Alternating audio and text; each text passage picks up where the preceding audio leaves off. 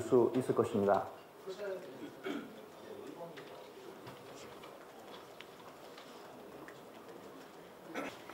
먼저 한국매니지먼트연합 이명길 이사님, 무대 위로 올라와 주시기 바랍니다. 다음은 한국음악레이블산업협회 박강원 이사님. 네, 무대 위로 올라와 주시겠습니다.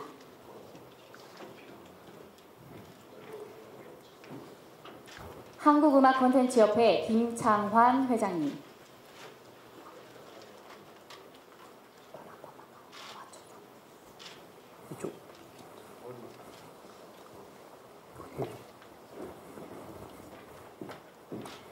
한국연예제작자협회 임백운 회장님.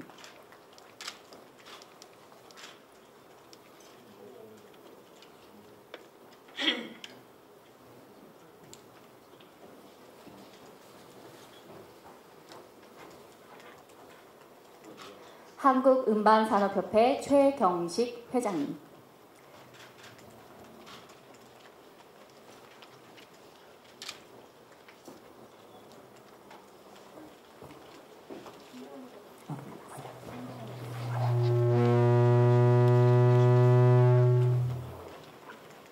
네, 박수로 맞이해 주시기 바랍니다.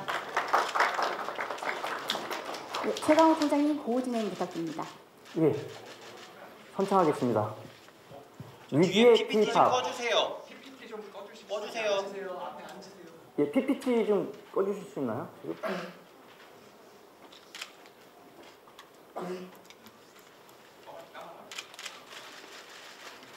위기의 K-팝, 음반 제작자가 없다면 K-팝도 없다. 편견을 넘어 모두를 위한 음악 산업으로. 빔 좀 꺼주세요. 빔 좀 꺼주세요. 네, 다시 한번 진행하겠습니다. 양해 부탁드릴게요. 네, 죄송합니다. 고호 한번 더 외치겠습니다.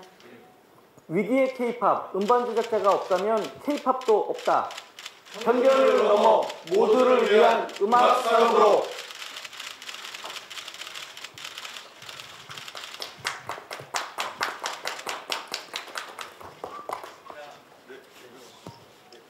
네, 촬영 종료하겠습니다. 감사합니다. 무대에서 내려오셔도 좋습니다.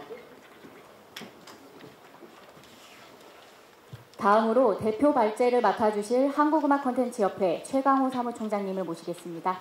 박수로 맞이해 주시기 바랍니다.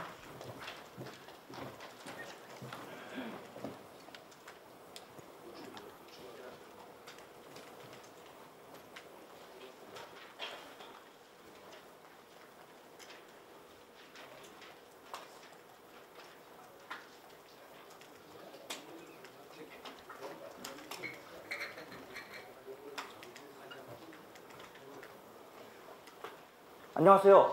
한국음악콘텐츠협회 최광호입니다.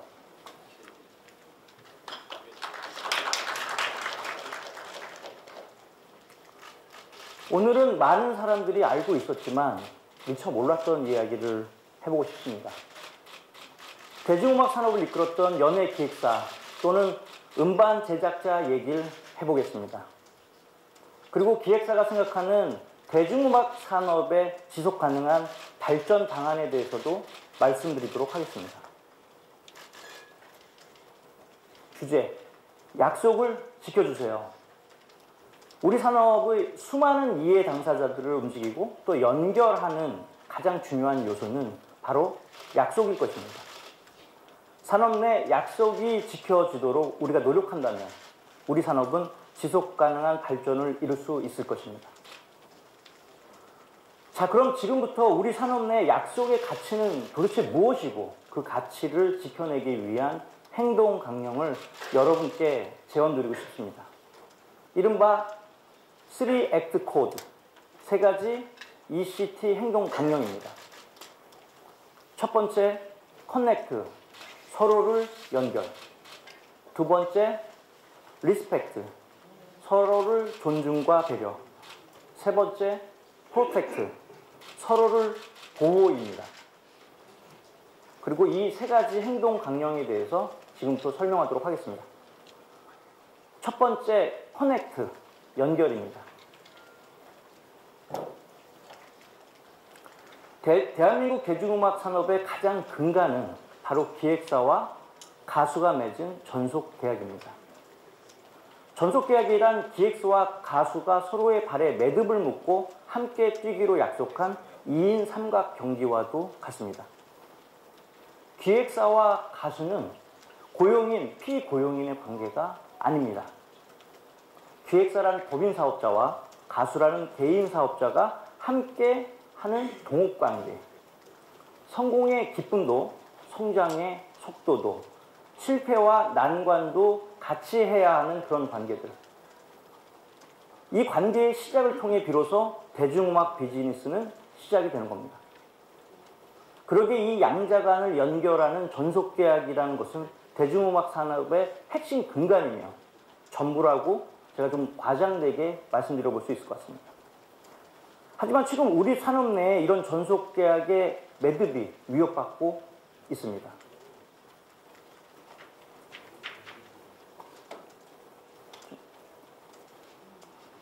심지어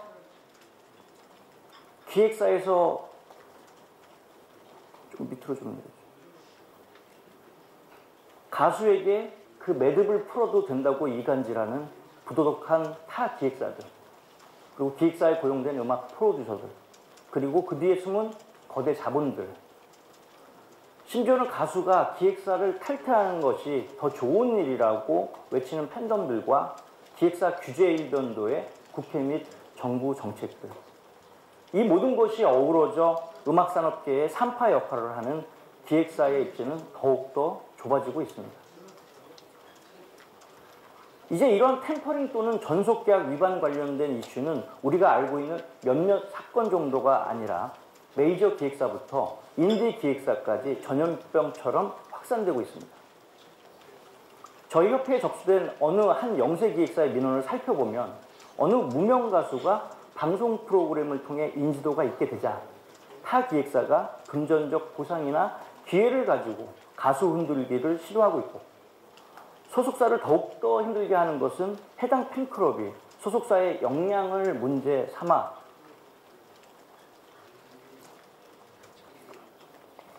다시 하겠습니다.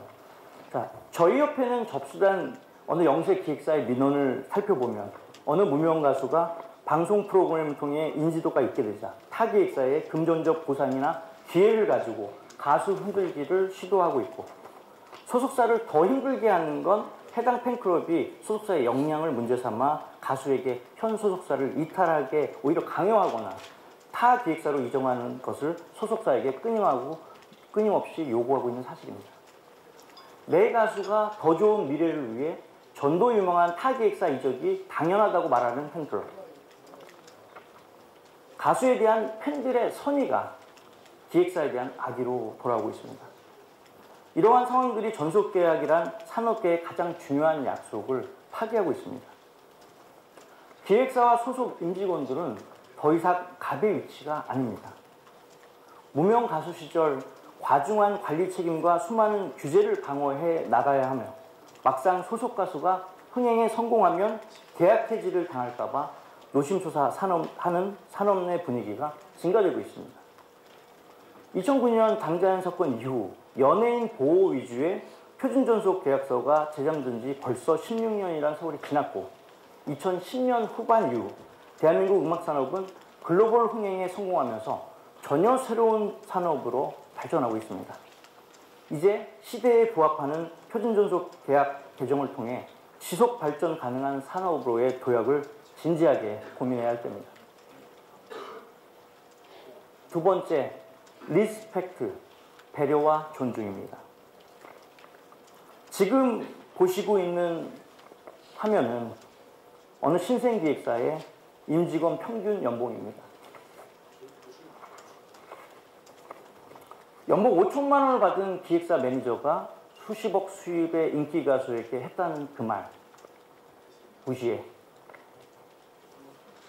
가수 측에서는 분명히 그 말을 들었다. 사과하라. 매니저는 그런 말을 하지 않았다. 엇갈린 두 주장. 그리고 이어진 일명 뉴진스 한입법인 대중문화산업법과 근로기준법 일부 개정 법률안 발의. 우리는 이 사건의 진실이 무엇인지 아직은 알지 못합니다. 그리고 저는 어느 한편에 서서 누구의 잘못인가를 주장하고 싶지도 않습니다. 그 이유는 아마도 우리 모두가 음악이라는 이름으로 각자의 자리에서 최선을 다하고 산업의 구성원이자 동업자이기 때문일 겁니다. 유명, 무죄, 무명, 유죄. 높은 인지도와 팬덤을 가지고 있다고 해서 그들의 주장이 사실인 것처럼 받아들여지고 법원의 판단 이전에 이러한 주장이 기정사실화되는 현상이 가속화되고 있습니다. 그러기에 우리는 과연 이 두 당사자의 주장을 공평히 경청하려 했는지 자문해야 합니다. 유명 가수의 주장을 들어볼 기회가 있었다면 반대로 이 사건의 또 다른 당사자인 이름 모를 매니저의 의견도 들어봐야 했습니다.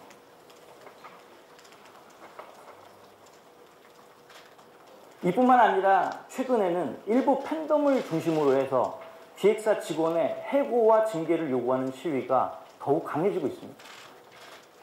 또한 소속사 직원 개인정보가 무단으로 인터넷에 공개되어지고 심지어는 그들의 가족을 대상으로 한 악플과 사이버 테러 행위가 멈춰지지 않고 있습니다.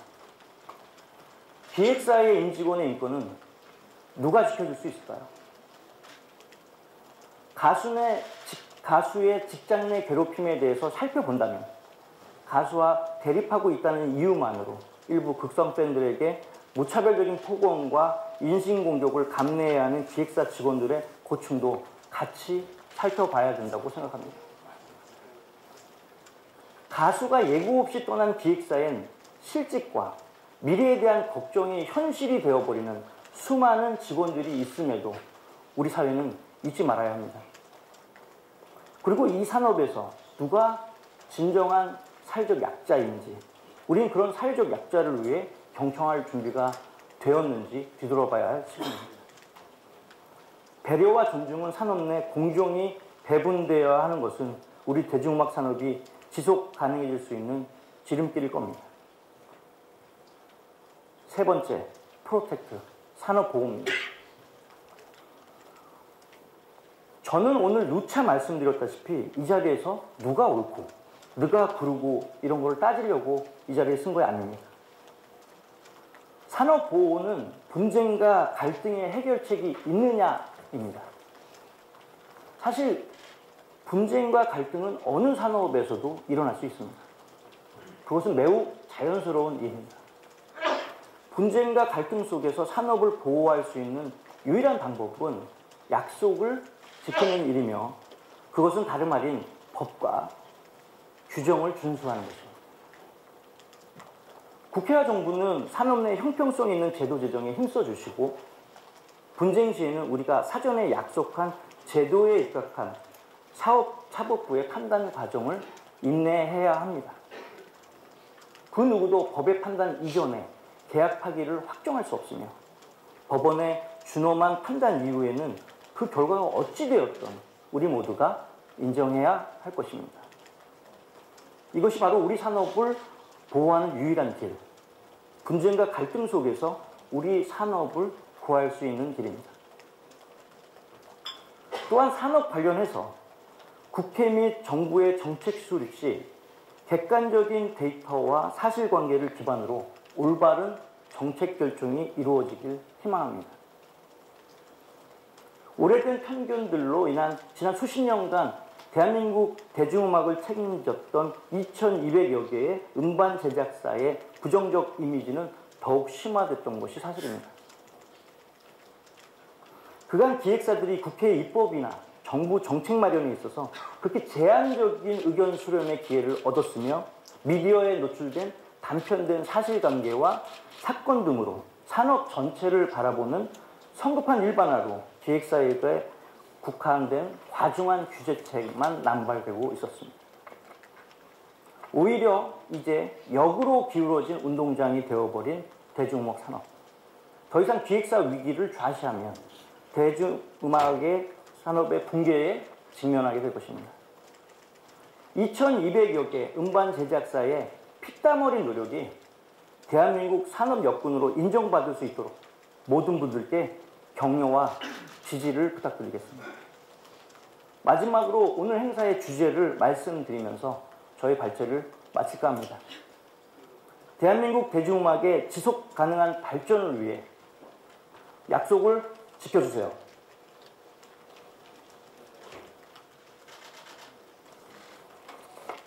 감사합니다.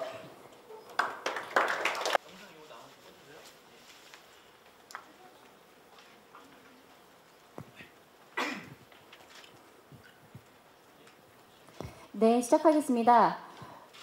종합토론은 총 6분이 자리해 주셨습니다. 좌장과 토론자를 소개해 드리겠습니다. 먼저 오늘 종합토론을 이끌어 주실 한국음악콘텐츠협회 최광호 사무총장님이십니다. 다음은 FNF 엔터테인먼트 최재우 대표님, 한국연예제작자협회 김명수 본부장님, 한국매니지먼트연합 이남경 국장님, 한국음악레이블산업협회 신종길 국장님, 마지막으로 헤럴드경제 서병기 기자님입니다. 네, 종합토론은 질의응답을 포함해서 12시까지 진행하겠습니다. 최강호 사무총장님 토론 진행 부탁드리겠습니다. 예, 지금부터 토론회를 시작하겠습니다. 그래서 각 분야에서 저희 이번에 주요한 아젠다들에 대해서 좀 말씀을 주실 것 같은데요. 먼저 FNF 엔터테인먼트 최재우 대표님께서 저희가 알기로는 그 아이돌 그룹 2팀을 지금 제작하고 계시고 어떻게 보면 이제 중소 아이돌 기획사라고 보시는데 이렇게 사업을 하시면서 음반 제작업, 그 연예 기획사를 운영하면서의 여러 가지 애로사항이라든지 사업하면서 느꼈던 점, 소회 이런 거 좀 말씀 주셨으면 좋겠습니다. 안녕하십니까. 저는 FNF 엔터테인먼트 최재우라고 합니다. 저는 오늘 그 주제 중에서 그 슬로건 해주는 그 편견을 넘어라는 그 주제에 대해서 아이돌 사업을 하고 있는 제작자의 입장으로서 그리고 중소기획사 그리고 특히 말하면 K-POP 사업을 준비하고 있는 시생계획사들의 어떤 편견들이 많이 있는 것 같은데 그런 부분에 대해서 좀 말씀드리고자 이 자리에 앉아 있습니다. 저는 지금까지 음반 사업에 있어서 음반 기획, 제작, 마케팅, 유통 그리고 작품가로서 다양하게 활동을 하고 있었는데요. 최근 제가 이제 FNF 엔터테인먼트를 설립을 하면서 오디션 프로그램을 이제 2개를 제작을 했었고 그 유니스라는 걸그룹과 또 아홉이라는 신생 남자 아이돌을 제작을 준비하고 있습니다. 그러다 보니까 제가 예전부터 봐왔던 그 K-POP 산업에 대해서 많이 현실은 많이 변해져 있고 짧은 시간에 많은 변화가 있었는데 대중들은 이런 거를 잘 모르고 있고 그리고 어떤 정책을 결정할 때 보면 어떤 편견 그리고 대형 기획사 위주로 어떤 정책을 결정하고 있는 게 아닌가 하는 생각이 많이 들었습니다. 특히 아이돌을 보면은 3세대 아이돌, 4세대 아이돌, 5세대 아이돌, 현재는 5세대 아이돌이라고 하고 있는데 이런 세대 주기 변화 시기가 굉장히 짧아졌습니다. 2년에서 3년으로 짧아졌고 그만큼 아이돌을 제작하면 그 수명은 짧아진 거라고 생각하시면 될 것 같고요. 그렇기 때문에 모든 기획사들이 짧은 단기간에 어떤 아이돌을 빨리 만들고 히트한 아이돌을 만들기 위해서 굉장한 노력들을 많이 하고 있습니다. 그런 어떤 인적인 노력이나 네트워크적인 노력도 있지만 금전적인 노력도 있을 거라고 생각이 듭니다. 근데 아이돌을 만들다 보면 처음에 이제 연습생을 여러 가지 방법으로 직접 캐스팅하거나 오디션을 주최하거나 저희처럼 좀 프로그램 기획을 한다거나 다양한 방법으로 캐스팅을 하고 있고 그 중에 많은 연습생들에게 트레이닝과 숙박, 숙식의 제공 그리고 해외 어떤 연습생들에게는 어떤 한국에서 생활할 수 있도록 비자 문제라든지 여러 가지 의료보험이라든지 많은 것들을 이제 해결해주고 있는 상황이고요. 이런 걸 말씀드린 거는 아이돌 기획은 처음 시작부터 리스크를 안고 간다는 사실을 좀 알아주셨으면 하는 바람에서 말씀드렸습니다. 일반적으로 앨범을 기획하고 제작을 하고 마케팅하는 과정을 거치는데 제가 여기 오늘도 많은 기자분들이 계시지만 한 3분의 1 정도는 제가 한번 인사를 드렸거나 인터뷰를 했거나 아니면은 저희가 제작했던 프로그램 아니면 아이돌에 대해서 보도자료를 써주셨거나 좋은 기획기사를 써주셨던 분들인 것 같습니다. 이만큼 제작자들은 방송사, 언론사 그것뿐만 아니라 여러 가지 다양한 커뮤니티나 플랫폼, 팬 플랫폼 그리고 이제 K-팝이 K-컬처에 힘입어 더 전 세계로 나가다 보니까 저희가 만나서 상대해야 되고 그들을 만나서 협의를 하고 많은 것을 끌어내야 될 그런 마케팅의 폭이 굉장히 많아졌습니다. 네. 그만큼 많은 시간과 많은 공을 들이고 있는데 그뿐만 아니라 저희는 흔히 편견이 이제 K-팝 사업이 잘 됐다 보니까 모든 사업자들이 다 잘 되고 있다는 편견이 있는 것 같고요. 네. 학교 다닐 때 공부를 하면 분명히 뭐 1등부터 100등까지 나눠지게 되는데 저희도 그냥 그 성적표를 받고 있는 상황이고 모든 제작자가 되게 풍요로운 환경 속에서 네, 제작을 하고 있다는 건 아니라는 것을 좀 말씀드리고 싶습니다. 그리고 제가 저의 입장과 모든 중소기획업자 그리고 앞으로 K-팝을 만들어가자는 분들을 대변해서 말씀드린다면 분명 계약서에는 갑과 을이라는 단어가 존재하는데 저는 한 번도 갑으로 일을 해본 적이 없던 것 같습니다. 연습생들에게 어떤 고통이 있는지 아티스트 어떤 불만이 있는지를 많이 얘기했었고 저는 누가 갑이고 누가 을이고 이런 거 따지는 거는 나중 문제고 없어도 되는 문제라고 생각하고요. 네. 동등한 입장에서 K-팝을 제작하고 사업을 진행하고 많은 사람들의 편견이 없는 그런 환경 속에서 이 K-팝 산업을 이끌어가고 싶다는 포부를 갖고 있는 사람입니다. 뭐 저뿐만 아니라 모든 제작자가 그럴 거라 생각하고 있고요. 이런 편견들을 좀 갖지 않고 저희를 지켜봐 주시고 응원해 주시면 좋을 것 같습니다. 감사합니다. 잠깐 참고로 질문 하나 좀 드릴 수 있는데 그 데뷔하기 전까지 또 사전에 또 비용들이 많이 들어가지 않습니까? 그러니까 보통 신인 가수들을 트레이닝하고 여러 가지 왜냐하면 이제 이 아이돌 가수들의 특성이 그런 트레이닝 과정들을 충분히 거친 다음에 데뷔를 하는 거 알고 있는데 그 이제 데뷔 전까지 보통 비용이 어느 정도 소요되는지 말씀해 주실 수 있나요? 데뷔 전까지는 어떤 캐스팅 과정부터가 좀 이제 비용이 든다고 보면 될 것 같고요. 어떤 오디션을 기획하거나 아니면 저희가 전국에 있는 아니 전 세계에 있는 K-팝 관련 아카데미를 돌아다니다든지 아니면 통합 오디션이라든지 오디션 프로그램을 기획한다든지 여러 가지 상황적으로 이제 뭐 캐스팅 과정부터 비용이 발생하고요. 트레이닝 같은 경우는 어떤 보면은 뭐 저희가 뭐 당연히 안무 무용이라든지 그리고 보컬적인 능력 그리고 랩 그리고 어떤 카메라를 보고 연출할 수 있는 그런 것도 그리고 K-팝이다 보니까 전 세계에서 주목하다 보니 외국어 수업도 지금 많이 하고 있는 상황입니다. 거기에 이제 뭐 뷰티적으로 이제 어떤 외모적인 부분을 좀 더 업그레이드할 수 있는 그런 시술이나 뭐 수술하는 경우도 있고, 네 앨범 기획 과정에 있어서 뭐 사전 마케팅이라고 하면 앨범 제작까지 첫 번째 앨범 제작까지 생각한다면 진짜 중소 기획사를 하더라도 네, 최소 10억대 이상에서 네, 100억까지 지금 사용을 하고 있는 것으로 저는 알고 있습니다. 답변 감사드리고 자, 두 번째는 우리 그 한국연예제작자협회 김명수 본부장님께서 우리 제도적 개선 관련해서 좀 말씀을 좀 부탁드리겠습니다. 안녕하세요. 한국연예제작자협회 본부장 김명수입니다. 저는 그냥 대본을 좀 정리를 해와서 그거 좀 말씀 좀 드리겠습니다. 우리 저작권법에서는 음반 제작자에 대하여 음반을 최초로 제작하는 데 있어 전체적으로 기획하고 책임을 지는 자로 정의하고 있습니다. 오늘 이 자리는 음악 산업을 책임지고 있는 우리 음반 제작자들의 현업에서 겪고 있는 고충과 그 개선안에 대하여 몇 가지 제안 드리고자 합니다. 먼저 신인시장에서의 템퍼링 문제는 더 이상 간과할 수 없는 문제로 자리 잡았습니다. 과거와 달리 현재의 신인개발 시장은 프로젝트당 소요 예산만 최소 수십억 원대 이상 투자되는 시장이지만 전체 시장의 90% 이상이 중소 중소형 기획사임을 고려한다면은 음반 제작자가 감당해야 할 리스크 부담은 상당할 수밖에 없습니다. 그렇기 때문에 템퍼링의 문제는 중소기업과 신인 및 신인 개발 시장의 보호 측면에서 산업적으로 반드시 보호되어야 합니다.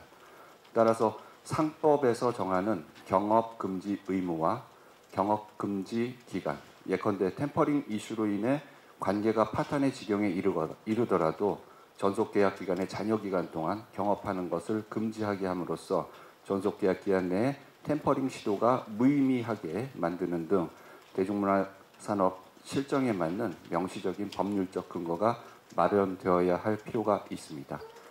특히 템퍼링의 주된 원인이 되는 당사자 또는 당사자의 자본으로부터 설립된 신규 회사의 시장 내 진입을 직접적으로 제한할 수 있도록 대중문화예술 기획업 신규 등록 기준 요건 강화를 비롯한 제도적 장치 마련을 요청드립니다.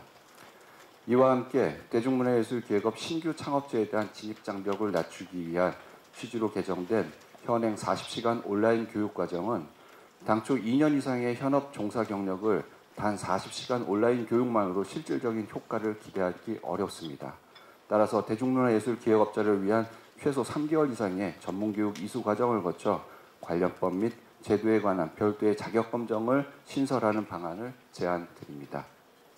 다음은 K-팝 시장이 글로벌 시장으로 확대됨에 따라 병역미필 연예인의 해외 활동이 본격화되고 있는 상황에서 이를 지원하기 위한 국외여행 허가 및 추천서 발급 신청을 위한 구비 서류와 행정 절차가 다소 복잡하다는 다수의 민원이 접수되고 있습니다.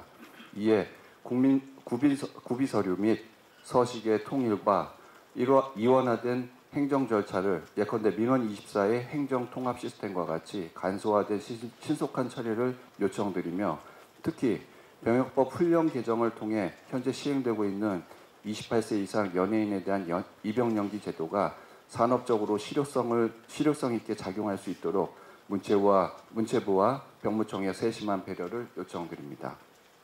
다음은 체육시설의 효율적인 대관 운영을 통해 스포츠와 문화행사가 서로 상생하기 위한 제안으로 K-팝의 본고장인 대한민국 서울에서 각종 대형 콘서트 및 대규모 축제를 개최할 만한 마땅한 시설 하나가 없다는 것은 참으로 부끄러운 현실입니다. 이에 정부 및 지자체에서 소유 및 운영 관리하고 있는 대규모 체육시설에 대하여 비교적 일조량이 풍부하고 잔디의 발용 및 야외 공연이 용이한 시기를 정해 체육시설별로 상반기와 하반기로 나누어 각각 2주씩 문화행사 주간으로 연달아 설정하고 매년 시기를 고정함으로써 문화행사 유치에 대한 체육시설의 부담과 사용자의 민원은 최소화하며 서울 및 수도권 중심으로 연간 20회 이상 대규모 문화행사를 개최할 수 있게 됩니다. 아울러 이러한 문화주간 운영은 대한민국을 대표하는 연례적인 문화축제의 장으로 활용되어 공연 관람을 위한 방한 외래 관광객 유입에 크게 기여할 뿐만 아니라 추가적인 공연장 건설로 인한 막대한 예산을 줄이고 정부 및 지자체가 행정적 합의만으로도 충분히 이루어질 수 있는 만큼 좋은 대안이 될 수 있을 것으로 기대하고 있습니다. 다음으로 대중문화예술인 등록제 도입을 제안합니다.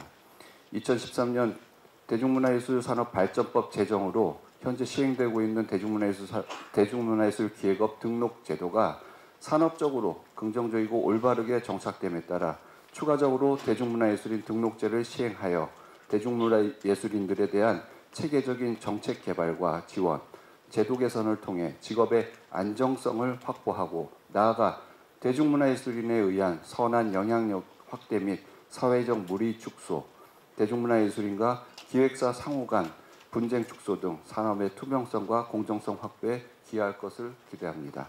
끝으로 현재 업계 전문가들은 한류의 지속 가능성에 대하여 심각한 위기의식을 느끼고 있습니다. 이제는 국회와 정부가 나서서 대중문화 산업의 미래에 대해 깊이 고민하고 혁신적인 진흥 정책으로 위기를 기회로 바꿔주기를 간곡히 요청드립니다. 감사합니다. 예, 토론 감사드리고요. 다음은 우리 한국 매니지먼트 연합의 이남경 국장님께서 이제 템퍼링 또는 이제 표준 전속 계약서 관련해서 좀 말씀을 주실 텐데 사실 우리 뭐 기자분들도 잘 아시겠지만 템퍼링의 정의라든가 이거를 방지할 수 있는 제도적 장치를 마련하는 게 사실 실효성을 찾기가 상당히 좀 어려운 구조인 것 같습니다. 그래서 요거에 관련돼서 어떻게 제도 개편이 돼야 되는지를 우리 이남경 국장님께서 설명 좀 부탁드리겠습니다. 네, 안녕하십니까. 한국매니지먼트연합 이남경 국장입니다. 오늘 어찌 보면 가장 어려운 주제로 제가 말씀을 좀 드리겠는데요. 표준전속계약서 문제 그리고 그에 따른 이제 템퍼링 문제가 지금 사회적으로도 굉장히 이슈가 되고 있는 것이 사실입니다. 그러기 위해서는 먼저 좀 표준전속계약서의 내용들을 좀 살펴볼 필요가 있는데, 표준전속계약서가 어떻게 해서 제정이 되었는지는 뭐 여기 계신 기자분들도 다 너무나 잘 알고 계실 거라고 생각합니다.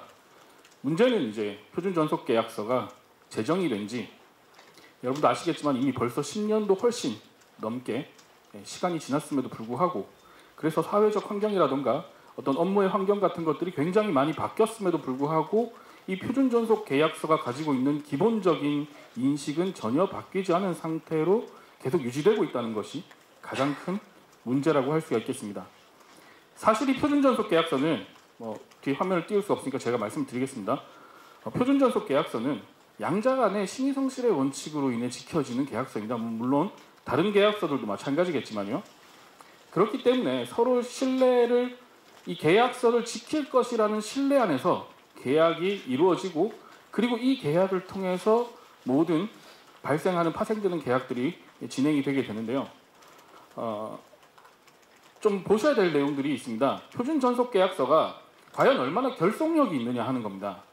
제 다른 내용들은 다 자처하고서라도 표준전속계약서가 가지고 있는 결속력에서 가장 큰 문제는 처음 계약서가 만들어졌던 그 취지 때문에 지금 현재도 모든 의무와 책임들이 기획사에 몰려 있다는 겁니다. 현재의 환경이 바뀌어서 아까도 잠깐 계속해서 말씀하셨지만 그 메인 발제에서 말씀드렸던 것처럼 연예인과 소속사 간의 관계는 더 이상 수직적인 관계가 아니라 서로 협력하는 동반자적 관계임에도 불구하고요. 표준전속계약서는 그 결속력의 대부분의 책임을 기획사에 전가하고 있습니다. 그래서 표준전속계약서의 5조나 혹은 6조 이렇게 회사들의 권한, 의무, 그리고 연예인의 권한, 의무 이렇게 보시면 다들 잘 아시겠지만 연예인이 실질적으로 이 표준전속계약서에서 가지고 있는 의무는 딱 3가지입니다. 첫 번째로는 자신의 재능과 실력을 최대한 발휘해서 성실하게 대중문화예술 용역을 제공해야 된다는 것. 그리고 두 번째로는 대중문화 예술인으로서의 품위를 손상시키는 행위 및 기획업자의 명예나 신용을 훼손하는 행위를 하지 아니할 것. 그리고 마지막 3번째로는 제3자와 해당 계약의 내용과 동일하거나 유사한 계약을 체결하는 등 계약의 효력을 상실하게 하거나 계약상 이익을 부당하게 침해하는 행위를 하지 않을 것. 이렇게 3가지입니다. 자, 여러분들이 보시기에 이 3가지가 객관적으로 측정이 되는 책임 소재를 정리할 수 있을 것 같으세요? 아시겠지만 이 3가지는 객관적으로, 소위 말하면 정량적으로 평가를 해서 거기에 대한 위반 책임을 묻기가 굉장히 어려운 구조라는 겁니다. 그렇기 때문에 전속계약에 있어서의 분쟁은 대부분 회사가 방어하고 가수가 소위 공격을 하는 이런 일방적인 측면을 가질 수밖에 없습니다. 그렇기 때문에 회사 입장에서 이러한 전속계약의 분쟁이 발생했을 경우 소위 말하자면 방어하는 입장에서 준비하는 것들이 훨씬 더 많아질 수밖에 없고요. 그리고 이 안에서 여러 가지 문제들이 발생할 경우에 이를 대처할 수 있고 이를 대비할 수 있는 방안들이 마땅치 않다는 것이 가장 큰 문제입니다. 그래서 그다음 산업의 구조들을 좀 보시게 되면요. 아시겠지만 소속사가 연예인을 케어하고 캐스팅하는 그 시점부터 사실 모든 것은 회사의 비용이 투자되어져서 만들어지는 구조를 지금 대한민국 엔터테인먼트 산업은 가지고 있습니다. 그렇기 때문에 선투자 후회수라는 어떤 기조 속에서 이 산업 구조가 이루어지고 있는데, 마찬가지로 좀 말씀을 드리면 그러한 먼저 투자된 산업에 있어서 누군가가 여기에 손해를 감수하고서라도 계약을 깨고 혹은 계약을 위반하려고 한다면 과연 소속사, 즉 기획사 입장에서 그럴 수 있겠느냐라는 겁니다. 그런 차원에서 본다면 이제는 동등한 관계 속에서 협력할 수 있는 형태의 계약서를 연구해야 될 시기라고 할 수가 있겠습니다. 최근 들어서 국정감사도 그랬고 또 여러 가지 판결들, 사건들을 보게 되면요, 이 전속계약 분쟁에 있어서 대다수가 전속계약 효력정지 가처분 신청을 통해서 진행되어지는 전속계약의 정지, 그리고 그 다음 본안소송, 이런 구조로 지금 현재 전속계약 분쟁들이 일어나고 있습니다. 제가 앞서서 계속 말씀드렸던 이 전속계약서의 구조 속에서 전속계약의 효력 정지에 대해서 여기 계시는 기자분들께서도 아마 많은 분들에게 인터뷰도 하셨겠지만 어떻게 보시는지, 제가 사실 좀 말씀드리고 싶은 건 그렇습니다. 이런 전속계약 분쟁에 있어서 전속계약 효력 정지 가처분이라는 것은 사실 회사 입장에선 더 이상 사업을 하지 말라는 이야기죠. 그리고 연예인에게 있어서는 개별적인 활동의 독립을 보장해주는 형태인 겁니다. 그러니까 다시 말하면 회사는 지금부터 손해를 보고 연예인은 지금부터 손해를 보지 않아도 된다라고 주장을 하는 겁니다. 그러니까 이 판결 자체가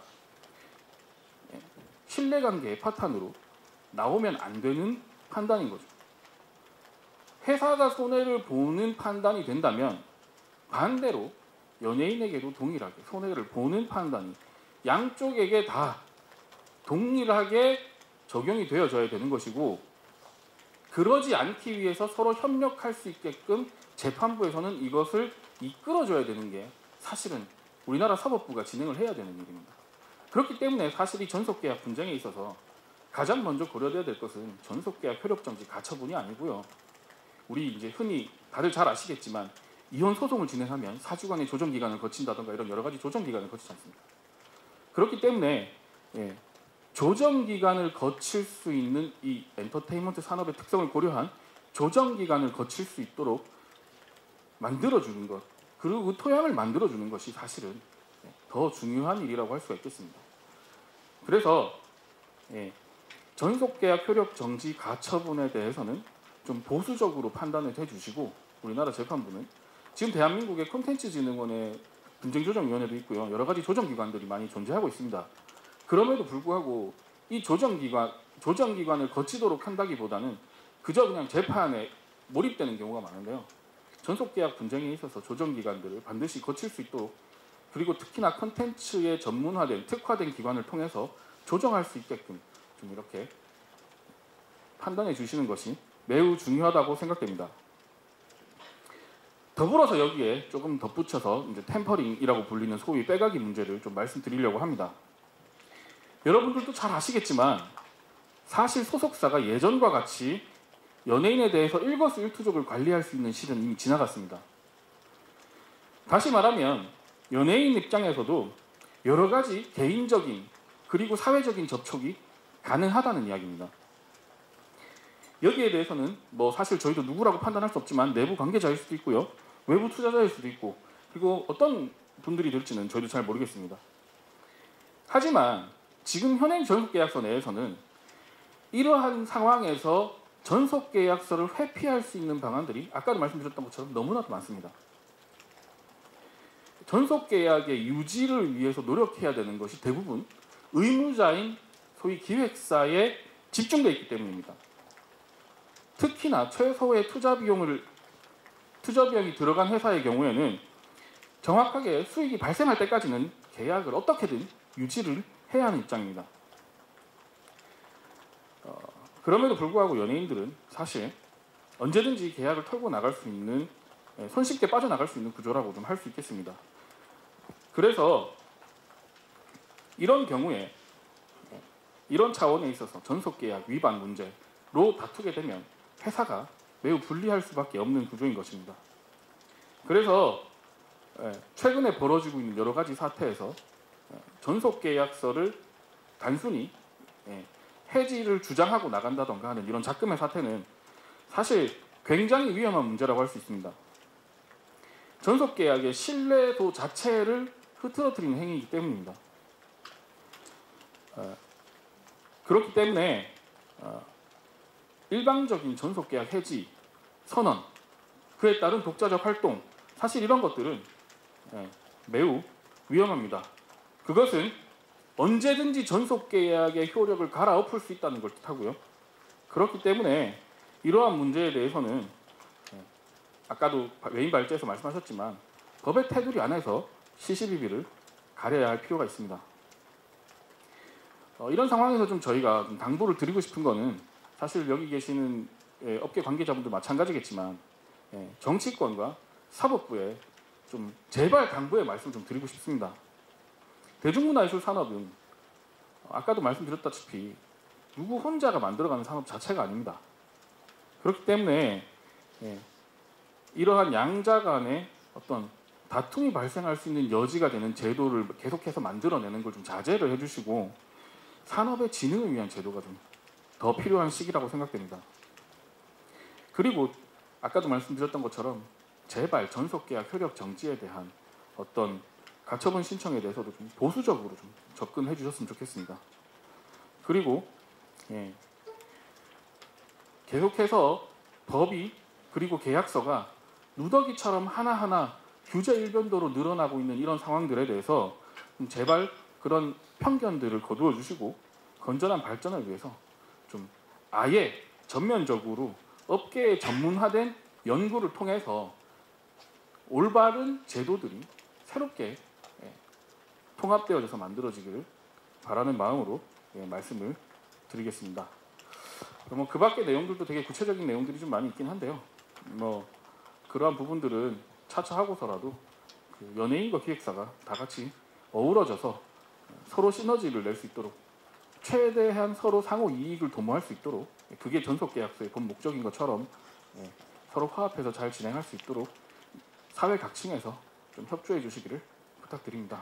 감사합니다. 네, 이남종 국장님 토론 감사드리고 참고로 이제 마지막 그 말씀드렸지만 지금 대중문화예술산업발전법이라는 게 있습니다.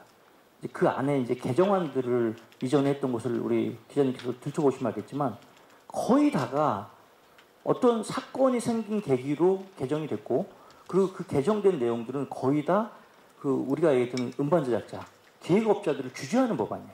거기서 책임을 묻는 거예요. 사실 이렇게 프레임이 가는 가장 큰 거는 아까도 제가 서두에 설명했지만 기획사하고 가수의 전속계약의 의미는 그러니까 많은 대중들이 고용과 피고용이라고 생각을 하고 그렇기 때문에 이 사람들을 부당하게 하면 안 된다는 거지만 사실은 연령이 낮고 어린 친구들이 주로 가수였기 때문이지만 동업의 관계라고 보시면 되거든요. 가수는 개인 사업자인 겁니다. 그렇기 때문에 근로자였으면 이직의 자유가 있어야 되겠죠. 근데 이제 이들은 같이 어떠한 합의를 해서 이 사업을 공동으로 이루겠다는 동업을 하고 해당 지분율이 다 이렇게 존재하는 거잖아요. 그런 관점들이 없다 보니까 기획사들은 규정이 나왔는데 이 말이 이제 예술산업발전법인데 발전법인지 저희 기획사가 보기에는 규제법인지 좀 잘 모르는 상황이 있습니다. 그래서 이런 부분들이 정말 산업에 의미 있는 영향, 긍정적인 영향을 미칠 수 있게끔 우리 업계의 현실적인 얘기들을 좀 많이 청취해 주시면 정말 좋겠다는 말씀을 좀 드리면서 자, 다음은 뭐냐면 우리 인디 제작사를 대표하는 그 한국음악 레이블 산업협회 신종길 국장님께서 토론을 해주실 텐데요. 지금 얘기를 하다 보니까 계속 템퍼링, 이제 의미가 되게 애매해요. 음반 전속계약의 위반 이런 얘기를 많이 하고 있는데 혹시 인디 쪽 필드도 이런 템퍼링이나 이런 문제들이 요즘에 있는지 좀 일단 여쭤보고 시작을 하겠습니다. 네, 소개받은 한국음악 레이블 산업협회 신종길 사무국장입니다. 질문 주신 내용을 저희가 지금 되돌아보면 사실 템퍼링이라는 단어 자체가 3, 4년 전에 쪽 음악 쪽에서도 이제 단어가 생기게 된 건데 그 전까지는 이제 개념 자체가 아예 없었고 이게 그러한 행위인지 본인도 잘 모르고 당하는 일도 잘 모르는 상태에서 많은 부분에서 그런 일들이 일어났었고요. 단어가 생기면서 이제 개념이 좀 생기고 이제 그 행위들이 좀 잘못된 것들이라는 인식이 생긴 상황입니다. 특별히 특정된 뮤지션을 좀 거론하기보다는 그러한 일들을 저도 작은 레이블에 있을 때 겪었었고요.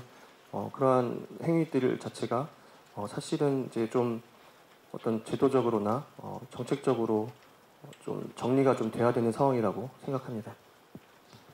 예, 알겠습니다. 자, 우리 신종희 국장님께서는 또 우리 저작권 요율 관련해서 좀 말씀을 주실 건데요. 음반 제작자가 48.25라는 엄청난 요율을 갖고 가수는 뭐 3.5% 미만의 아주 작은 요율을 갖고 간다. 뭐 이런 식의 사실 내용들이 그동안 많이 노출이 됐는데 그거에 대한 어떤 팩트 체크를 좀 오늘 좀 부탁을 좀 드리겠습니다. 네, 발표에 앞서서 저희가 좀 그래프를 보여드려야 돼서 뒤에 프롬프터를 잠깐 켜도 괜찮은지 한번 여쭤보겠습니다. 뒤에 프롬프터 좀 켜도 되겠죠? 네.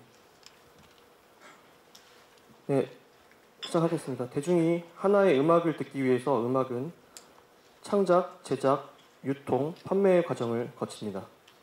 미완성된 음악은 창작, 제작되는 단계에서 연습실, 녹음실을 활용하여 완성하게 되고요. 완성된 음악은 유통, 판매 단계에서 유통사, 음원 서비스 플랫폼, 음반 판매점들을 활용하여 비로소 대중 앞에 선보일 수 있습니다.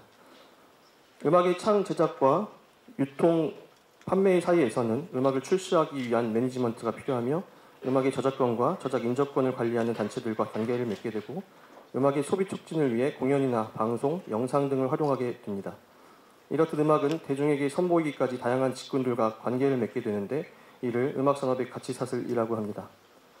이러한 음악산업의 가치사슬에서 창작자와 실현자 그리고 제작자는 각각 저작권과 저작 인접권자로서 음악의 IP에서 핵심적인 역할을 합니다. 그리고 창작되어 출시된 디지털 음원에 대한 수익은 정부가 정한 음악 저작물 사용료 징수 규정에 따라 다음과 같이 분배됩니다. 여기에서 살펴본 내용은 제작사의 지분입니다. 스트리밍 수익에 대하여 이 48.25%는 통상 제작사의 지분이라고 잘못 알려져 있습니다. 그러나 이 48.25%의 지분에는 뮤지션, 유통사와 각각의 상호 계약에 따라 또다시 다양한 분배 비율을 갖습니다. 여기에서 이해를 돕기 위해서 유통사와는 20%, 뮤지션과는 50%일 경우의 분배 비율을 나열해 보았습니다. 이러한 상황에서 제작사는 음악의 흥패에 관한 모든 리스크를 책임집니다. 흥할 경우야 거론할 필요가 없습니다만 패할 경우에는 금전적인 리스크는 물론 최근에는 모든 게 제작사의 탓이라는 등의 정신적인 리스크도 감내해야 하는 분위기가 형성되었습니다. 이러한 속내는 잘 드러나지 않습니다. 이러한 음악 산업에 대한 이해 없이 자극적인 이슈 위주로 산업에 대하여 논의한다는 것은 어느 한쪽으로 치우친 결과를 초래할 수밖에 없습니다. 보다 건강한 음악 산업을 위한 약속은 여기에서부터 시작되어야 합니다. 이상입니다.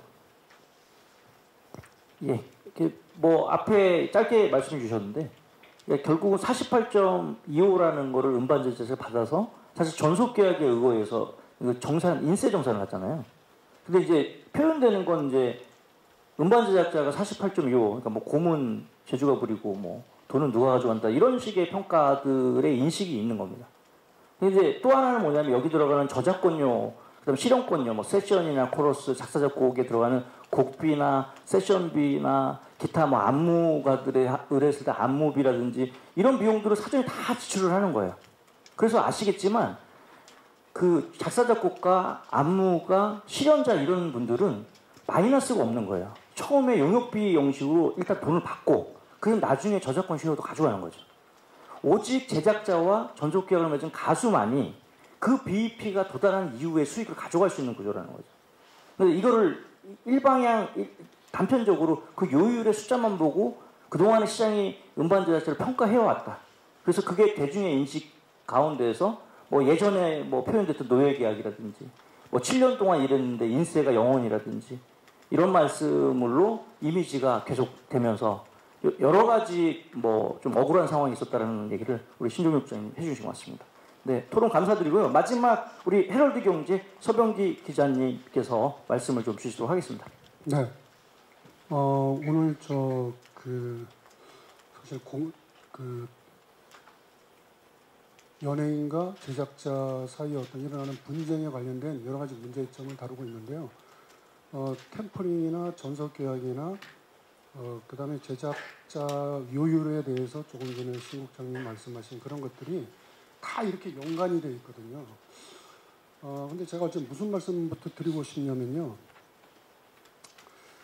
제가 2009년 그 장자연 사건이 나고 대중문화예술산업발전법을 만들 때 그때 이제 표준계약서 나올 때 몇 차례 공청회에 그 참가한 적이 있거든요.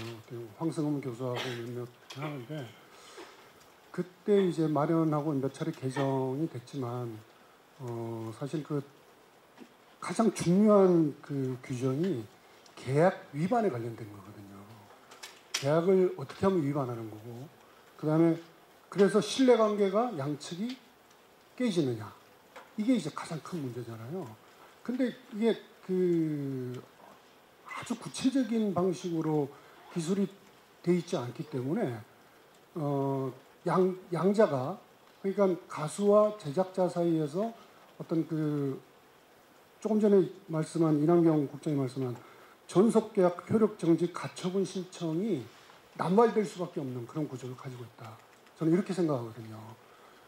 뉴진스 경우도 봐도 뉴진스는 하이브워킹 계약 기간이 남아 있잖아요. 남아 있는데도 그 계약 조건에 신뢰관계가 깨지고 이제 그 전속계약 효력 정지의 어떤 그 사유가 생겼다. 이렇게 바라보는 보는 거잖아요. 뭐 몇 가지 뭐 이유를 달았잖아요, 거기 그죠?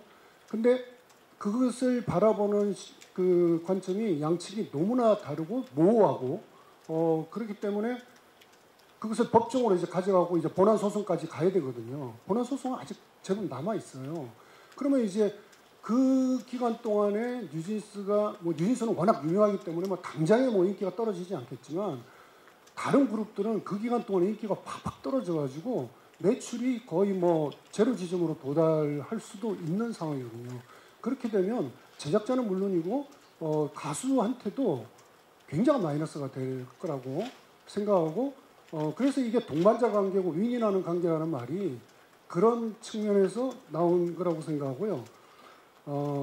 그래서 하루빨리 좀 지금 이제 특히 뭐 우리나라는 특히 뭐 이슈화가 돼야지 뭘 고치잖아요.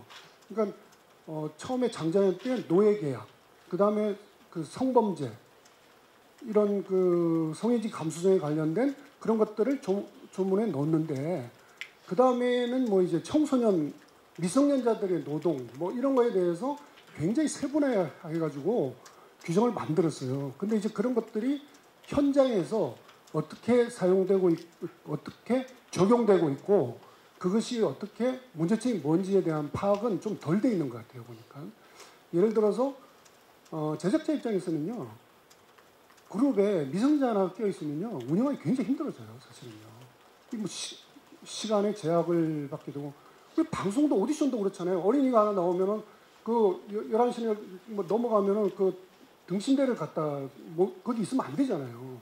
그러니까 그 전속 계약에 의해서 이루어지는 그 행위 활동 그런 그룹들한테는 얼마나 그런 제약 조건들이 많이 작용하겠습니까? 그래서 이제 그런 물론 이제 청소년들을 그 가혹하게 일시키는 것 자체는 잘못된 거죠. 그렇게 해서는 안 되고 그렇지만 그 현장에서 어떻게 적용되는 거 있는지를 좀 살펴봐야 될 것 같고요. 그 다음에 이제 여기서 지금 또 하나 문제가 되고 있는 게 이 이제 싸우는 과정에 있는 거잖아요. 지금 과정에서 그 역바이럴 이런 것들이 굉장히 많이 나오고 있거든요. 근데 그 역바이럴은 어느 쪽에서 이거를 소스를 던졌는지는 정확하게는 알 수가 없는 상황인데 굉장히 그 피해가 커지게 된다. 그리고 그런 거를 뭐 수사할 때도 굉장히 애로사항이 있어요. 그런 거를 그 해당 아티스트를 불러가지고 진술을 받는다? 이게 굉장히 어려운 상황이거든요. 그리고 기획사도 거기에 기민하게 대처하기가 어려운 상황이다. 그래서 약간 그 사실 역바이럴에서 굉장히 막 공격하는 이런 것들이 굉장히 많이 나오는데 그게 진짜인지 아닌지도 모르고 그런 걸 어떻게 보면 지금 미디어 생태계가 퍼날라서 뭐 사이버 레카들은 그런 걸 막 만들어내지 않습니까? 그리고 이제 기자들도 그런 기사가 조금 어떤 뭐 보도의 어떤 뭐 가치도 것도 그렇지만 조회수나 이런 것들에 좀 유리하다 싶으면 조금씩 이렇게 하는 그 기사하는 그런 경우를 볼 수 있는데 사실 죄도 그렇잖아요. 죄를 지어도 죄를 진 만큼만 벌을 받아야 되잖아요. 근데 이게 이제 그런 사이버레카나 이런 역바이럴 과정에서 국민 정서죄라는 게 덧붙여져 가지고 소위 그 일부 네티즌, 그것도 사실은 국민 전체가 만들어낸 정서가 아니잖아요. 일부 네티즌이 만들어낸 프레임에 거기에 댓글이나 막 이런 것이 달리면서 판매가 떨어지고 다운로드가 뭐 감소되고 사용량도 떨어지고 이런 이게 어떻게 보면 그 역바이럴은 가짜 뉴스 생리하고 굉장히 비슷하거든요. 지금 그 전속계약 분쟁에서 굉장히 많이 나타나는 현상이다. 뭐냐면 가짜 뉴스는 사실 없어지기가 어렵거든요. 왜 없어지기 어렵냐면요. 가짜 뉴스는 진짜 뉴스 사이에 숨어 있어요. 기본적으로요. 숨어 있기 때문에 가려내기가 쉽지 않아요. 이제 우리가 이걸 가짜 뉴스라고 생각하고 사진 기사도 그렇고 이번에 예를 들어서 트럼프가 일론 머스크의 발에다 키스를 하는 뭐 이런 장면이 이게 사실 합성한 거잖아요. 근데 그런 것처럼 연예인에 대해서 그런 식으로 공격하면은 어마어마하게 이게 타격이 오잖아요. 근데 가짜 뉴스는 없어지기 어렵고 숨어 있기 때문에 그렇고 또 하나의 이유는요. 가짜 뉴스가 영상물이건 사진이건 글이건 텍스트건 기사건 조회수가 무지 높게 나타납니다. 이 지금 인터넷 생태계에서 조회수의 유혹을 벗어나기가 그렇게 쉽지는 않겠죠. 그래서 이런 것들을 그래서 경찰이 수사를 하는데 조금 더 기민하게 대처할 수 있게, 왜냐하면 이 과정에서 이미지는 이미 하락하고 상품 가치가 엄청나게 저하된 다음에 뒤에 나중에 판결을 해봐야 의미가 별로 없거든요. 그리고 중간에 사람이 죽을 수도 있는 문제잖아요, 이게. 그래서 실제 그런 사례가 없지 않았고요. 그런 점에서 조금 더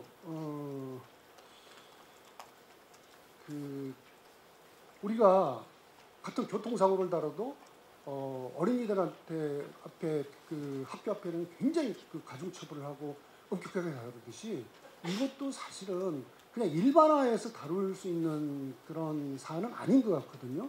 조금 더 경각심을 가지고 한국 연예 사람이 발전하려면 양자가, 그러니까 아티스트들도 유능한 아티스트들이 많이 발굴이 돼야 되지만 유능한 제작자들이 많이 나와야 돼요. 그러니까 지금 우리 K-팝이 글로벌화되는 과정에 소위 1세대 제작자, 저는 그걸 이제 뭐 이노베이터 혁신가라고 그러는데 수많은 혁신가들이 나왔고 이제 그 다음 단계에 스피노프 혁신가들이 이제 미니진 같은 경우는 스피노프 혁신가라고 이렇게 이름 붙일 수가 있는데 그런 사람들이 많이 나와서 이렇게 해외 글로벌한 활동을 해야 되는데 그것이 지금 시스템에 의해서 또 이게 부족한 법제도 장치에 의해서 어느 정도 이렇게 구멍이 숭숭 나져 있고 그러면서 양자의 어떤 파워나 어떤 나가야 될 추진력 같은 것들이 갈수록 떨어지는 이런 모습이 보여서 좀 안타깝거든요.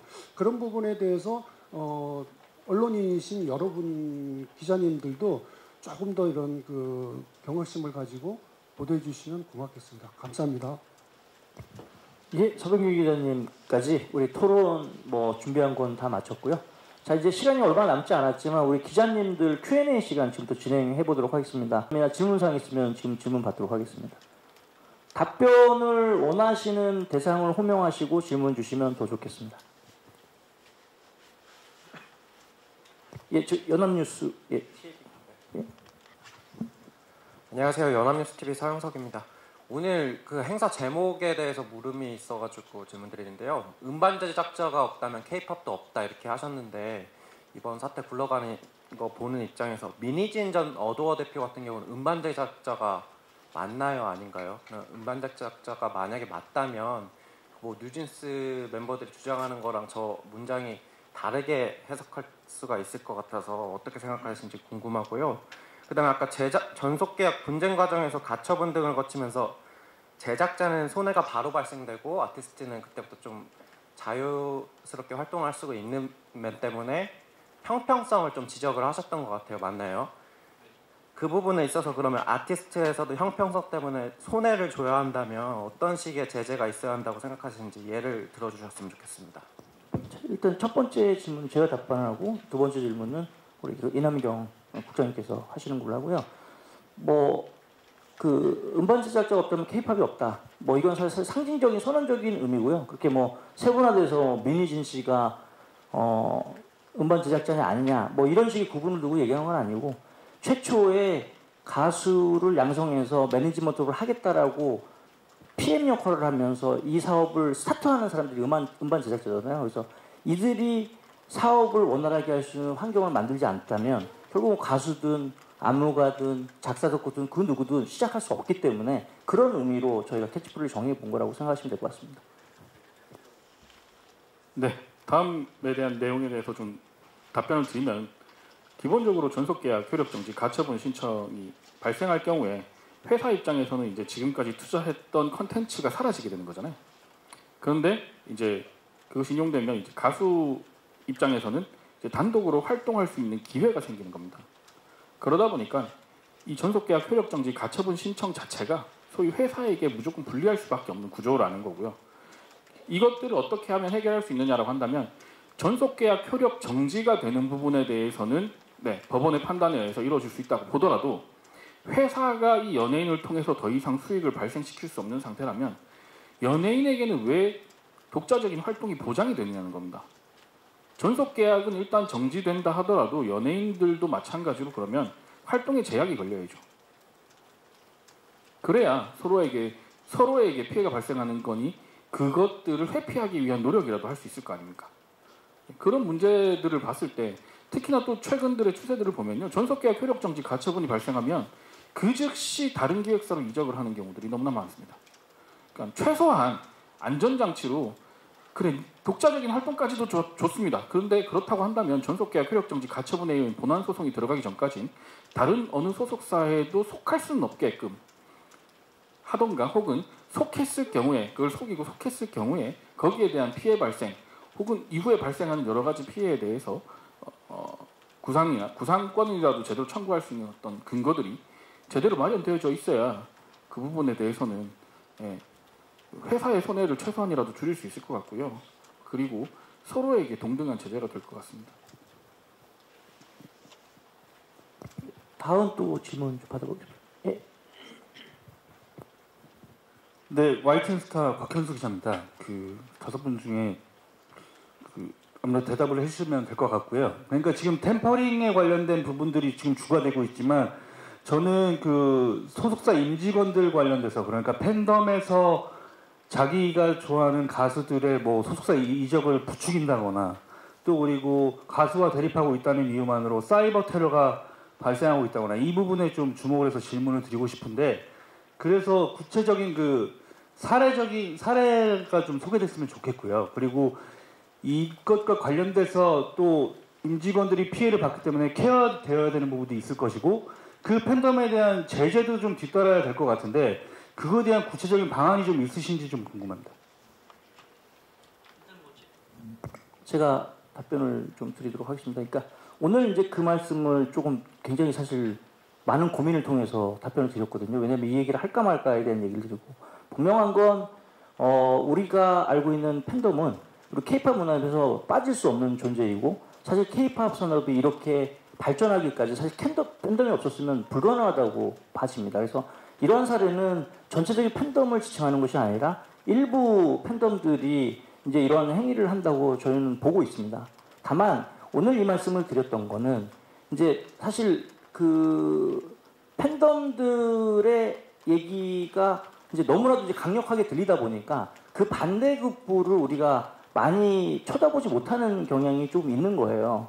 그러니까 실질적으로 아까 얘기했지만 기존의 현 소속사가 영향이 안 돼서 다른 곳으로 옮긴다는 팬덤의 입장은 사실 한편으로 그냥 순수 팬의 입장에서 보면 이해가 가는 거죠. 왜냐하면 우리 좋아하는 가수가 더 좋은 환경에서 더 좋은 활동하면 더 좋은 거니까 사실 팬덤이 얘기했던 아까도 얘기했지만 가수에 대한 선의가 본의 아니게 기획사한테 악의로 돌아간다. 제가 이런 표현을 좀 했던 것 같은데 결론적으로 이게 제일 무서운 거죠. 그리고 문제점을 파악해도 이걸 해결하기 참 어려운 거고. 다만 이제 불특정 다수이지만 이 팬덤들이 뭔가 그 기획사들의 어떤 행위에 요구하는 그 기대치가 굉장히 높아졌어요.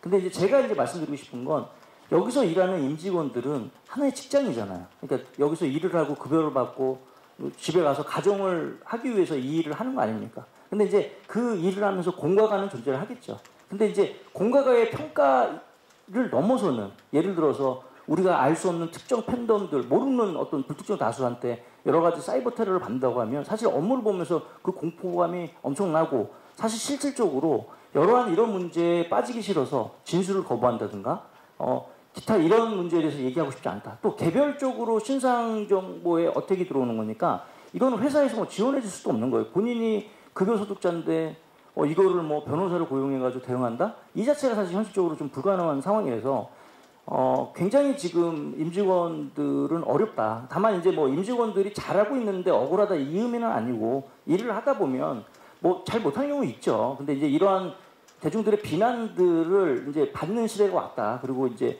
임원들 같은 경우에 이름까지 호명되면서 예를 들어서 뭐 해고를 요구한다든가 뭐 이런 게 지금 거의 문화시 되고 있는 이런 상황들은 조금 전반적으로 이제 정부나 이런 국회에서도 조금 같이 케어를 해주셨으면 좋겠다. 뭐 이런 의미입니다. 지금 당장 뭐 그래봐야 이제 명예훼손이나 이런 걸 해야 되는데 그걸 뭐 어떤 그런 툴이 없는 게 아니라 그런 걸 진행하기가 어렵고 실질적으로 그 싸움을 직원 하나가 진행하기에는 엄청난 용기와 코스트가 들어가기 때문에 현실적으로 지금 상황에서는 대안이 그렇게 없다. 이렇게 말씀드리고 싶습니다. 또 예.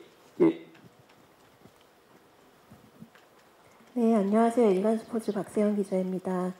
저는 그 직장 내 괴롭힘 이슈 한희 씨가 선고인으로 출석했던 국정감사 관련된 내용 관련해서 질문을 드리고 싶은데요. 당시 고용노동부는 해당 사건 관련해서 한희에게는 근로자성이 없기 때문에 직장 내 괴롭힘에 해당되지 않는다는 결론을 냈거든요. 근데 사실 이거는 그 내용 자체를 구체적으로 들여다보기에는 뭐 현재 갈등 중인 상황이라서 고용노동부 측에서 조심스럽게 바라볼 수밖에 없겠지만 어쨌든 근로자성 여부 자체만으로 사실상 기각 판단을 내린 거라고 보여지는 측면이 있습니다. 근데 당시 국정감사에서 여러 의원들께서는 아티스트의 근로자성에 대해서 뭐 의견을 오고 가긴 했지만 이러한 직장 내 괴롭힘이나 뭐 따돌림 등은 사실 어느 조직에서나 있어서는 안 되는 일이 아닌가라는 거에 대한 이야기가 있었고 아티스트도 때문에 이와 관련한 뭐 제도적인 보호를 받아야 된다는 이야기들이 많이 오고 갔던 걸로 기억을 하거든요. 이와 한이 사례는 좀 개별 사례이기는 하지만 이에 대한 여러 협회 관계자분들의 생각이 궁금합니다. 참 조심스러운 답변하기 조심스러운 얘기이긴 해요. 근데 이제 이 사건을 이제 겪었다라는 우리 한희 씨나 또 이제 뉴진스를 지지하는 팬덤 입장에서 굉장히 가슴 아픈 일이라고 생각을 합니다. 예. 그 심정을 동의하지 않는 게 아니라 제가 이제 말씀드리는 건 그거죠. 이제 양측의 주장이 다르잖아요, 지금. 예. 그리고 이거를 알 수 있는 건 양 당사자뿐이 없다고 저는 생각을 하거든요. 다만 이제 이 문제를 산업계에서 문제로 인식해서 풀어나가는 방법을 어떻게 해야 할 것이냐. 지금 얘기했지만 근로자가 아니었기 때문에 이게 이제 쉽게 얘기해서 혐의 없으면 끝난 거잖아요. 그렇죠? 이제 무시해라는 말을 한지 안 한지는 규명이 안 됐고 그다음에 누가 잘못했는지도 규명이 안 됐지만 그냥 자격 요건이 안 돼서 또 이러한 부분을 보호하기 위해서 이제 추가로 근로기준법 부분 개정이라든지 이렇게 지금 시도하고 있는 의원님들이 계신다고 생각을 해요. 근데 다만 이 법이나 규정이 미비하든 혹여 지금 현실에 맞지 않든 아니면 억울하든 지금 있는 규정에서 나왔던 판정은 일단 우리가 인정하고 그 다음에 넥스트로 우리가 어떻게 해야 되는지를 얘기하는 게 산업을 보호하는 가장 진취적이고 좋은 방법이라고 생각을 하는 거예요. 그러니까 우리가 이 얘기가 저희뿐만 아니라 지금 정치, 사회 전반에 얘기를 하면 예를 들어서 극악무도한 이렇게 흉악범을 굉장히 적은 영향으로 했을 때 되게 일반 대중들이 분노를 하지 않습니까? 그러나 이제 중요한 건 그게 지금 우리가 알고 있는 제도와 법이라는 거죠. 그러니까 이게 심정적으로 감정적으로 억울할 수는 있으나 일단 우리 사회가 정상적으로 서로 소통하고 그다음에 이 산업이 정말 아까 얘기했지만 지속 가능한 발전을 하기 위해서는 지금에 있는 룰에 대한 판정에 대해서는 인정하고 그 다음에 여기서 필요한 부분이 있으면 개선해 나가는 쪽으로 가야지. 그러니까 예를 들어서 지금 말씀드렸지만 그게 혐의 없음을 끝나든 뭐를 끝나든 매니저는 매니저 입장이 또 있을 거 아니에요. 근데 이제 그 입장을 들어볼 만한 기회도 없고, 그죠? 그 다음에 이제 그 인기 가수의 한마디 한마디는 굉장히 엄중하고 파워풀하지 않습니까? 이제 반대로 묘사되는 것 같아서 제가 이제 뭐 이런 뭐 팬덤 분들의 지적이나 뭐 한혜 씨의 주장을 저희가 반대하는 입장이 아니라 그 입장만큼 매니저는 이런 식의 어려움이 있을 수도 있으니까 그거에 대해서 우리가 한번 쳐다보는 그런 상황들을 만들어 보는 게 이 건강한 산업, 형평성 있는 산업을 만들기 위해서 의미가 있지 않겠냐. 뭐 이 얘기조차도 팬들 여러분께서 불편하게 들을 수 있다는 저는 생각을 해요. 근데 이제 반면에 이제 반대급부도 분명히 이 사회는 존재하는 거니까 그 부분을 우리 뭐 미디어 분 특별히 놓치지 않고 보셨으면 좋겠다는 말씀 좀 드리고 싶습니다. 이상입니다.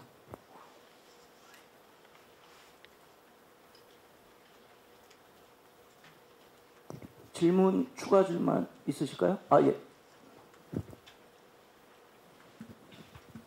네, 안녕하세요. YTN의 김승환이라고 합니다. 오늘 기자회견에 맞춰서 뉴진스 팬분들이 또 입장을 내셨더라고요. 그래서 마치 뉴진스가 템퍼링을 한 것처럼 허위 프레임을 씌웠다. 그리고 이게 하이브의 일방적인 주장인데 이거를 음악단체들에서 일방적으로 그러니까 받아들이는 거는 대리 여론전을 하는 거다 이렇게 예전에도 그렇고 이번에도 또 주장을 하셨더라고요.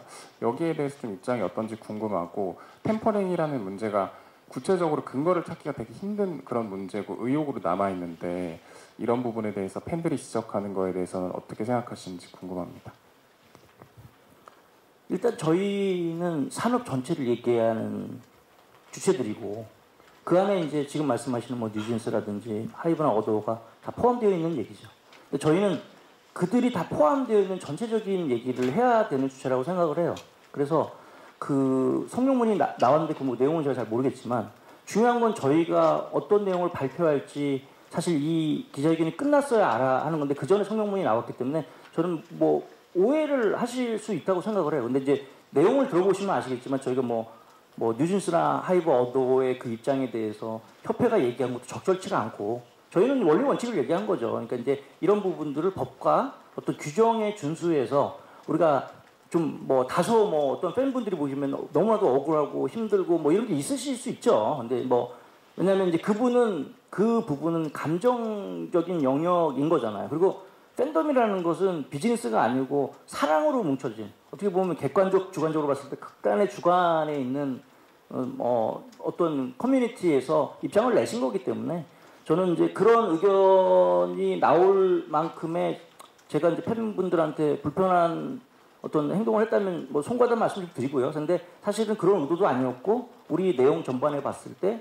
이게 뭐 단순히 뉴진스에 국한된 얘기는 아니고 제가 또 누차 말씀드리지만 이 산업은 사실은 하이브, 어도, 뉴진스, 미니진스 굉장히 큰 포션을 차지하지만 그 외에도 많은 종사자들이 있다는 거 좀 말씀드리고 싶고요. 그 안에 여러 가지 인기가 없기 때문에 마이너하기 때문에 우리가 쳐다보지 못한 영역, 비슷한 영역도 우리 미디어나 우리 협회가 다 함께 우리가 돌봐야 된다. 이제 그런 의미로 좀 받아들이셨으면 좋겠고 뭐 하나 더 추가로 말씀드리자면 이러한 논란들이 더 이상 어떤 일반 대중들한테 노출되는 건 바람직하지 않고 그게 뭐 입장물을 봤을 때 뭐 누가 먼저 했니 뭐 이런 얘기했지만 뭐 그렇게 하는 모든 행위가 좀 아쉬운 행위죠. 뭐 저희는 뭐 저희 회원사이기도 하지만 전체적인 산업을 고려하고 뭐 여기 있는 모든 협회 담당자들이 그렇게 생각을 하고 있다고 보시면 될 것 같습니다. 예. 뭐 또 질문 여기 또. 예.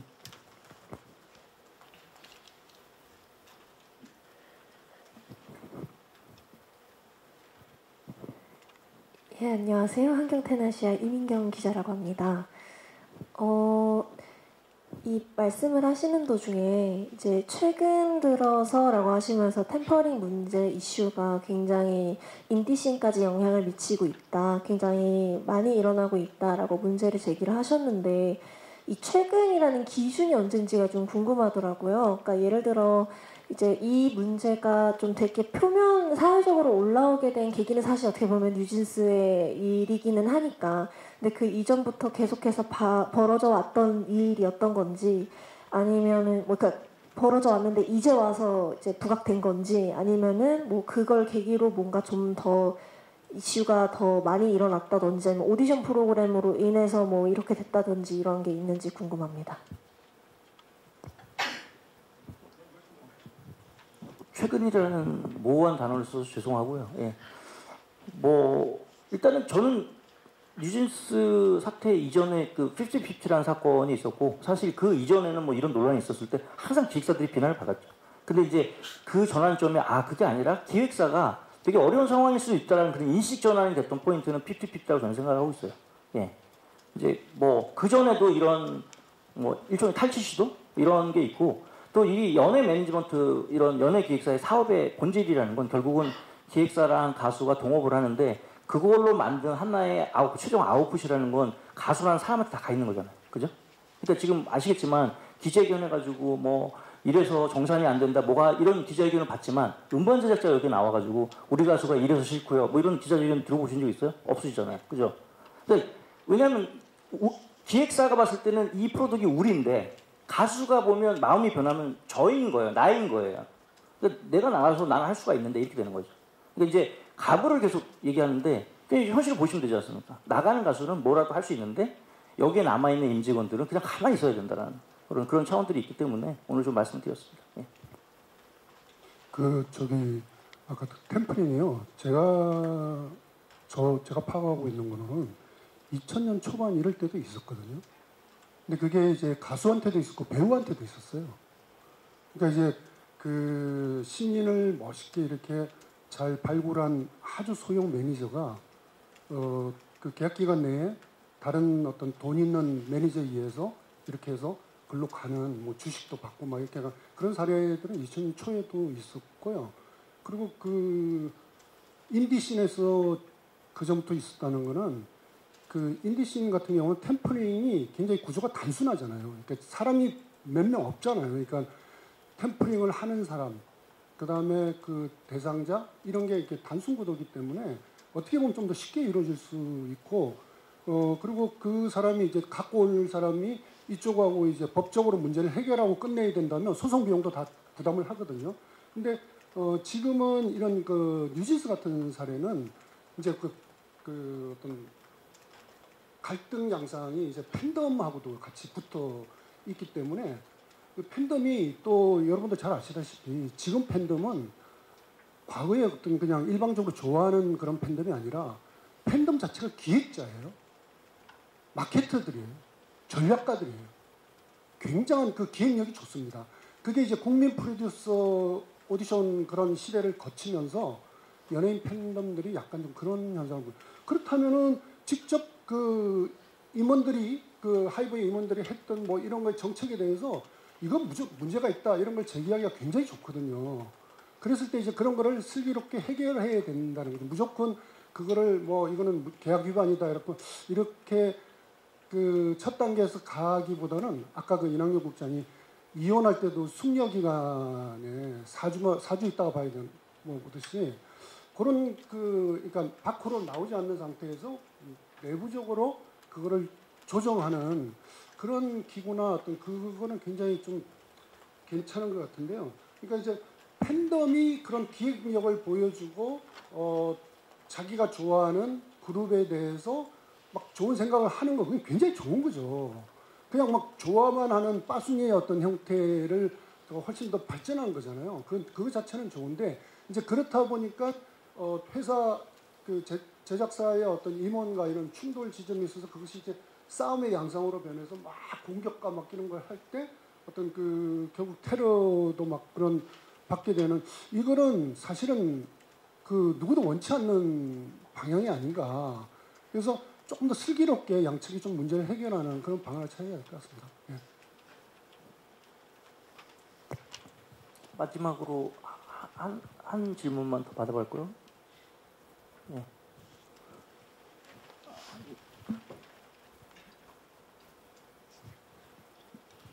안녕하세요. 코리아타임스 표경민입니다. 50-50 말씀하신 그 사건 같은 경우에는 좀 대중 의견이 갈리기는 했는데 좀 아무래도 문제가 어느 쪽에 있는지 알게 된 좀 대중 의견이 그래도 아무래도 연예인 쪽의 의견보다는 좀 기획사 쪽으로 최종적으로는 많이 갔다고 생각하는데 뭐 말씀하신 대로 대중이 기획사를 보는 편견이 아직 좀 존재한다고 말씀하셨는데 이게 바뀌지 않는 이유가 뭐라고 생각하시는지가 궁금합니다. 일단 사실은 비단 음반 제작자 이슈뿐만 아니라 우리 가요계는 그 성급한 일반화에 좀 희생 많이 되는 경우가 있습니다. 뭐 예컨대 그 유승준 씨가 이제 병역 면탈을 해서 해외에 도피를 했잖아요. 근데 사실은 가요계에서 그 사건 말고는 해외로 도망간 예가 없어요. 근데 이제 병적 관리 제도에도 저희 가수라는 직업이 특별 관리되지 않습니까? 그러니까 어떤 K-팝이 갖고 있는, 가요계 갖고 있는 특성 중에 가장 큰 거는 화제성인 거잖아요. 그러니까 이제 뭔가 과대하게 보여지는 거죠. 그러니까 예를 들어서 뭐 이승기 그 정산 유학 사건을 보면 뭐 그 사건의 잘잘못을 따지기보다 그 사건이 너무 사회적으로 확대하다 보니까 이 산업을 바라보는 어떤 오해가 생긴 거라고 생각을 하고, 우리 어떤 사회에 크게 이제 음반 제작자, 기획자들의 이미지를 훼손하는 사건들이 좀 있었잖아요. 뭐 예를 들면 뭐 예전에 무슨 뭐 연습생들한테 뭐 성폭행하는 사건이라든지 뭐 이런 게 하나라도 나면 전체가 그러라는 어떤 약간 착시적인 효과, 워낙 그 이펙트가 있으니까 그런 경우가 많습니다. 그래서 이제 제가 아까도 말씀드렸지만 이 정책을 할 때 우리 산업에 문제가 있으면 그런 규제 정책이 들어오는 거는 맞다고 봐요. 근데 이제 다만 아쉬운 건 이게 어떤 산업 통계라든지 근거를 가지고 뭔가 제정되기보다 어떤 그 언론에서의 화제성을 가지고 필요성을 느끼시는 경우가 많고, 또 뭐 다는 아닌 식이지만 그 화제성의 의미를 부여하고 입법하는 경우도 사실 저는 있다고 보거든요. 예. 그런 경우가 좀 아쉽다. 그래서 지금 말씀드렸지만 그런 일련의 큰 메모드급 사건들이 음반 제작자의 이미지를 좀 부정적으로 가져간 게 아니냐. 그러나 아까 말씀드렸지만 2200여 개의 음반 제작자 대부분은 선량하고 선한 의지를 갖고 가수와 어떤 코옥하고 열심히 하려는 분들이 대부분이다. 이렇게 좀 말씀드리고 싶습니다. 그 조금 의견을 덧붙여서 말씀드리면요. 사실 회사가 연예인과의 관계에 있어서 아까 잠깐 서빙희 주님이 말씀하셨는데 그 팬들이 바라보는 시선 입장에서 지금 현재 팬들이 이 아이돌을 바라보는 시선에서는 사실 기획자적 측면들을 이미 팬들이 많이 가지고 있고요. 그러다 보니까 어떻게 하더라도 회사가 한 것 이상의 기획력을 본인들이 할 수 있다라고 판단하는 경우들이 굉장히 많습니다. 그렇기 때문에 회사가 어떤 형태로 진행을 하더라도 팬들 입장에서는 불만이 생길 수밖에 없는 게 사실 엔터테인먼트 산업의 구조 중에 하나죠. 그거보다 더 잘할 수 있을 텐데, 그거보다 더 잘할 수 있을 텐데, 그걸 우리가 이제 통칭해서 아이돌이라고 하는 거고, 아이돌 산업이기 때문에 그 부분은 뭐 어떻게 보면 또 회사가 좀 감내해야 될 부분이고, 어떻게 보면 팬들이 양해를 해야 되는 부분이 있는 건데 지금 여기에 대한 조율이 하나도 안 되고 있다는 게 문제인 겁니다. 그리고 또 아까 언급했던 것처럼 그 다음 이유는 사실 이 엔터테인먼트 산업 내에 특정한 사건들이 발생하면 이 엔터테인먼트 산업의 또 특징 중에 하나가 유명인과 공인 어딘가에 존재하게 되잖아요. 그러다 보니까 이 이슈들이 어떤 특정 회사의 이슈라기보다는 산업 전반의 이슈로 이렇게 확대되는 경우들이 굉장히 많이 있습니다. 그러다 보니까 아무래도 이제 그 팬들도 그렇고 이제 이슈를 바라보는 시선들도 그렇고 그 시선이 쉽게 바뀌지가 않는 거죠. 사실은 어떻게 따지면 이제 좀 어떤 특정 직업군 중에 하나이고, 그리고 그 특정한 산업의 한 부류인데, 그러니까 이러한 특수성들이 전혀 고려되지 않은 채로 사실은 좀 편견을 갖고 있는 것들이 개선이 좀 돼야 될 필요가 있습니다.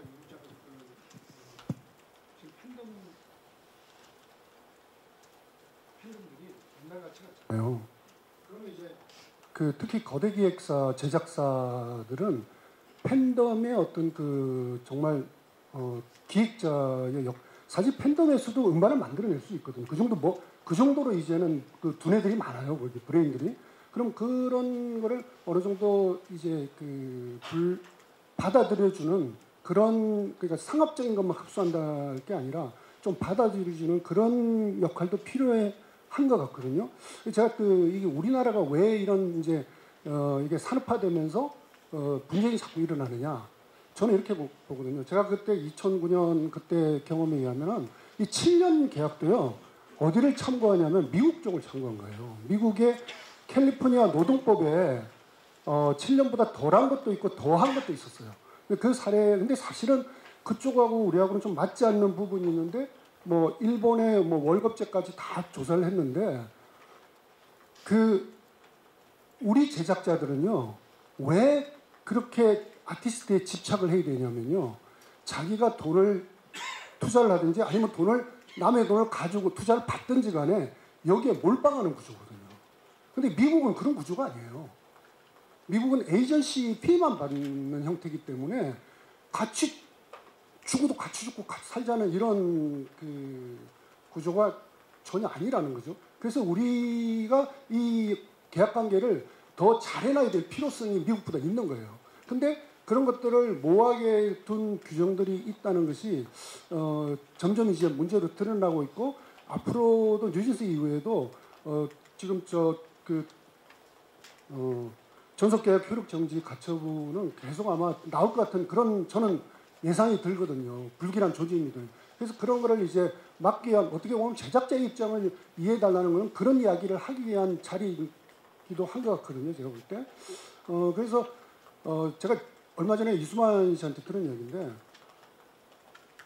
우리나라가 미국의 그룹으로 갈 수 있었던 게 그 매니지먼트 차이의 방식에 의한 거라는 거죠. 뭐냐면 우리는 그 제작자가 모든 거에 이렇게 운명을 갖춰야 되는데 미국은 안 그렇지 않습니까? 그러니까 미국은 그룹들이 다 없어져 버렸어요. 그 타이밍을 우리가 BTS나 그 시기가 잘 맞았다는 이런 이야기를 하거든요. 그러니까 이 산업의 우리의 제작, 매니지먼트, 기획업의 좀 특수성을 좀 더 잘 파악해야 되겠다 이런 생각도 듭니다. 정말 마지막 질문 하나 드릴게요. 안녕하세요. 저 국민일보 정진영 기자라고 합니다. 그 뉴진스가 전속계약 해지를 이제 선언한 사례를 예로 들어서 이제 K-팝의 근간을 흔드는 방식이라고 이제 호소문에서도 말씀을 해주셨는데 뉴진스 멤버들은 이제 이게 일부 소속사와 아티스트의 사례일 뿐이라고 또 선을 긋고 있어서요. 근데 오늘 자주 말씀하신 게 이제 일반화하지 않아야 한다고 말씀을 하셨는데 뉴진스 거는 업계에 확산할 수 있다고 우려를 하고 계셔서 이 기자회견 이후에 좀 업계에서 분위기 변화가 감지된 게 있어서 특히 더 우려를 하시는 건지 일반화할 수 있다고 우려하시는 이유가 좀 뭔지 궁금합니다. 일단 그 사건 자체는 양자간의 문제죠. 저희 협회가 개입할 수 있는 부분도 아니고 그렇게 해서도 안 된다고 생각을 하고 거기에 대한 입장을 여쭈신다면 저는 입장이 없는 게 맞는 거죠. 다만 이제 산업적인 측면에서 어떠한 우리 산업의 한 사건이 어떠한 산업에 영향을 미칠 거냐의 고민을 일단 해야 되는데 예를 들어서 이제 그 한의법이라고 나왔지 않습니까? 근데 이제 그거는 그냥 어떻게 매니저와 가수의 하나의 사건이죠. 근데 이 사건이 있을 때는 저희가 뭐 입장을 낼 이유도 없지만 이게 이제 법률화되면 이게 단순히 둘의 문제가 아니라 이 산업의 문제가 돼버리는 거예요. 그러니까 지금 뭐 뉴진스 팬덤들이 이제 국회나 뭐 이런 쪽에 이제 많이 다니시잖아요. 이제 거기서 오는 여러 가지 정책적 지원들 이런 게 많이 있는 걸로 알고 있습니다. 이제 뭐 그게 잘못됐다는 얘기가 아니라 이제 그런 여파가 결국 산업에 영향을 미치는 구도로 가기 때문에 협회 입장에서는 그러면 이런 사건들이나 이런 히스토리들 또 그 히스토리 때문에 국회나 정부가 움직이고 있는 게 사실이기 때문에 그러면 우리는 그 영향에 대해서 생각을 해봐야 되는 거죠. 그래서 아까 뭐 수많은 유튜버 뭐 변호사들 나와가지고 이 입장에 대해서 얘기하고 하지 않습니까? 그거에 대한 협회의 입장은 없는 것이죠. 예, 그러나 그런 사례들이 이전에는 시도가 안 됐었고 이게 시도해서 하나의 선례로 남았을 때 우리 산업에는 어떠한 파장을 미칠까라는 것을 저희는 음반 제작자의 권익을 대변하는 협회니까 그거에 대한 고민들이 지금 있는 겁니다. 그래서 그 고민에 대한 여파를 얘기를 하는 거고 그게 실질적으로 그렇게 벌어진다 안 벌어진다는 가봐야겠죠. 그러나 협회의 책무 중에 하나는 이런 산업의 구조에 대해서 미리 대비하고 정책을 마련하는 거니까 그 맥락으로 보시면 될 것 같아요. 그러니까 이제 팬덤이나 뭐 기획사나 이런 쪽들은 그 세상이 다신 것 같은 느낌이 들어요. 근데 저희는 그조차도 그 규모가 원 오브 데미지인 거죠. 우리 음악 산업 전체 중에 한 부분인 거잖아요. 그러니까 저희가 그런 생각 그 차원에서 하고 있다 이렇게 말씀드리고 싶습니다. 예, 더 이상 질문이 질문을 제가 죄송합니다. 이게 원래 약속된 시간이 지나서. 예. 네. 코리아 저항데일리 윤선입니다. 방금 말씀 주신 부분에서 이제 협회에서 대비하고 정책을 마련한다고 말씀 주신 것도 그렇고 사실 오늘 이렇게 5개 단체에서 다 같이 모여가지고 간담회를 하는 것 자체가 좀 어떻게 보면 되게 유의미한 사건이라고 볼 수 있을 것 같은데요. 좀 어떻게 그 정부나 국회에서 다루지 않더라도 이렇게 업계 내에서 이런 앞으로 템퍼링이나 말씀 주신 이슈에 관련해가지고 좀 대응책을 생각을 하고 계신 게 있는지 좀 궁금합니다. 뭐 여기 지금 협회 국장님들 뭐 저 말고도 훌륭하신 분들 많이 계시고 이게 뭐 예를 들어서 뭐 한 협회가 제안해서 될 문제가 아니라 이 문제에 뭐 저희 협회장님이나 많은 회원사들이 공감하고 있고 그러나 이제 기획사가 뭔가 소리내기 굉장히 조심스러운 거 있잖아요. 그래서 오늘 이 자리는 그런 화두를 던지는 자리라고 좀 보시면 될 것 같습니다. 용기를 내서 음반기획사가 이런 단체들의 목소리를 함께해서 입장을 낸 거라고 보시고요. 단순히 뭐 저희가 주장하는 모든 내용들이 맞다 이렇게 주장하는 건 아닙니다. 왜냐하면 음반 제작자는 그 모든 스테이크홀더를 이해 관계자들을 다 이렇게 포담고 같이 가야 될 뭐 PM 같은 역할을 하고 있는 거니까요. 이제 그런 산업의 역할과 기능이 빠지지 않게 저희가 노력할 거고요. 근데 뭐 음반 제작자가 모든 이해관계자들과 연결되어 있으니까 그들이 모두 상생하면서 이 산업을 발전시키고 나갈 수 있게끔 저희가 노력을 하고 우리 다 뭐 협회 뭐 담당자들도 최선을 다하리라 생각을 하고 있습니다. 예, 뭐 긴 시간 또 이렇게 시간 내주셔서 너무 감사드리고 앞으로도 저희가 더욱 합리적이고 모든 사람들이 의미 있게 받아들일 수 있는 그 산업 구조 만들기 위해서 열심히 노력하겠습니다. 우리 여기 오신 우리 기자님도 많이 좀 도와주십시오. 예, 감사합니다.